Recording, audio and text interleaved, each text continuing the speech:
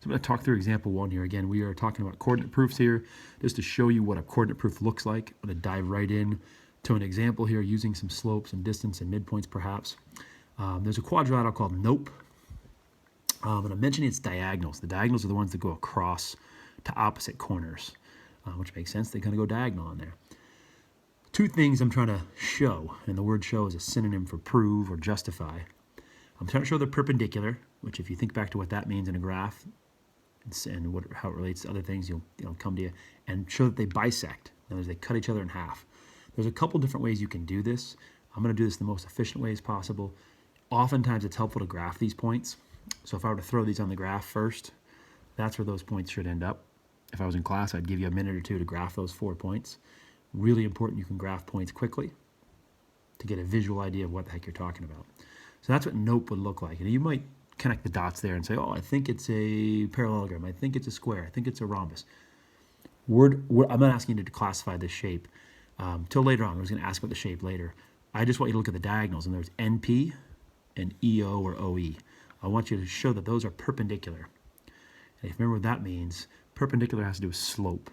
So if you find their slopes, you should see something interesting about their slopes. Second part of that is that they bisect. Now you can show things bisect by showing their lengths and show the lengths are cut in half. That is a more tedious calculation. It can be done, and you can do that, and you can justify it. It just takes more time. The quicker way to show that things bisect, for example, my two pens right here, I can bisect one pen with the other. Now right now the Sharpie is bisecting the Papermate pen here. If I were to move this up here a little bit, sorry, I'll move this back a little so you can see it, I could have them both bisect each other. To do that, they have to both hit each other in a very specific location. Right now the Sharpie's not being bisected, it's doing the bisecting. But if I move it over here so both of the midpoints are the same, I can show they bisect. That's the idea. That's a quick way to show two things bisect each other, is to show they have the same midpoint. So that's what I'm going to go for. I'm going to find the midpoint of NP using that midpoint calculation.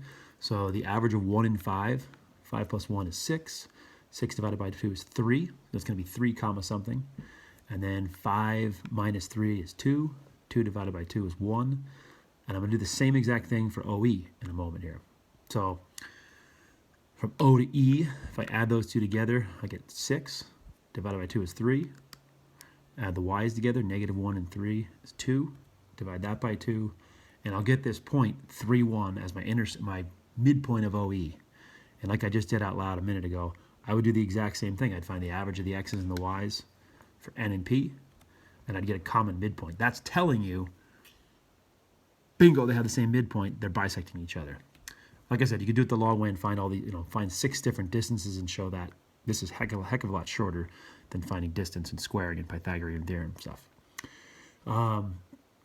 Second part of this, don't want to skip it, is the perpendicular part of it. If I find the slope of each of these, you'll find something interesting about the slopes on here. Now from O to E, once you have the graph, you certainly can go 1, 2, 3, 4, 1, 2, 3, 4, 5, 6, 7, 8, up 4 and over 8, that's a slope of a half.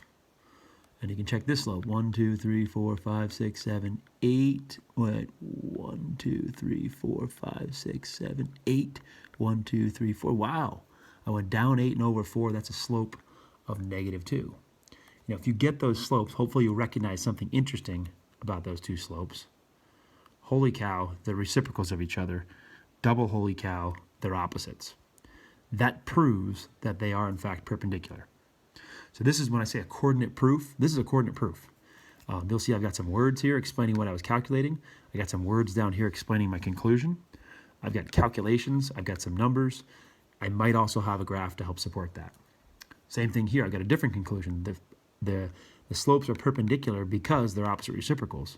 And I've shown, I didn't show the calculation, but I showed the actual, I showed the graph with the numerical values.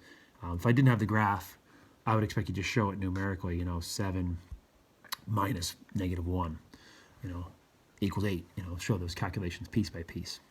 Hopefully that makes sense. The last piece of this is what kind of shape is it? If we'd done all of chapter 8, you'd be able to prove that this in fact is a square. It's a rhombus, which makes it a rhombus, which makes it also a parallelogram. Those would all be valid statements to this. It's a rhombus, it's a parallelogram. It also is a rectangle technically. You have 4 potentially good answers to that question. Square is the most specific answer, maybe the best answer. But we're not going to prove that specific statement. We just prove these other two statements about the diagonals. Example 2, if you haven't done this one already, graph it, and then try to draw some conclusions. Classify it. This is a triangle, obviously.